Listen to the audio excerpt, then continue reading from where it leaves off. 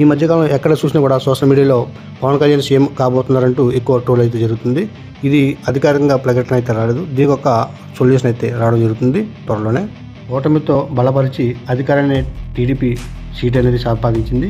సీఎంగా నారా చంద్రబాబు నాయుడు, డిప్యూటీ సీఎంగా పవన్ కళ్యాణ్ గారు అయితే ఉండడం జరిగింది. కానీ కొన్ని రోజుల కింద నుంచి నారా లోకేష్కి డిప్యూటీ సీఎం పదవులు అప్పగించాలని, అలాగే కాబోయే ముఖ్యమంత్రిగా పవన్ కళ్యాణ్ ఎన్నిక చేసే ఆలోచనలు ఉన్నారు. అయితే కేంద్రం ఒక ఆలోచనతో ఈ విధంగా రావడం జరిగింది.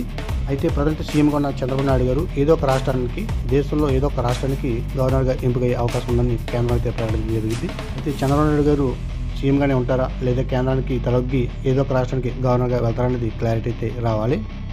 ఎందుకంటే గతంలోనే సీఎం చంద్రబాబు నాయుడు గారు ప్రధానమంత్రి రేసులో ఉండి ఆయన ప్రధానమంత్రి స్థానానికైతే వెళ్ళలేదు, సీఎంగానే కొనసాగారు. ప్రధానమంత్రికి అర్హత ఉన్నా కూడా ఆయన అక్కడ పోటీ చేయడం మానేసి రాష్ట్ర ప్రజలతోనే కలిసి ఉండాలని ఎంతో కష్టపడి 2024లో పోటీ చేసి సీఎంగా గెలిచారు. మరి ఆయన సీఎంగా వదిలేసి గవర్నర్ పదవికి వెళ్తారా లేదనేది తెలియాల్సి ఉంది.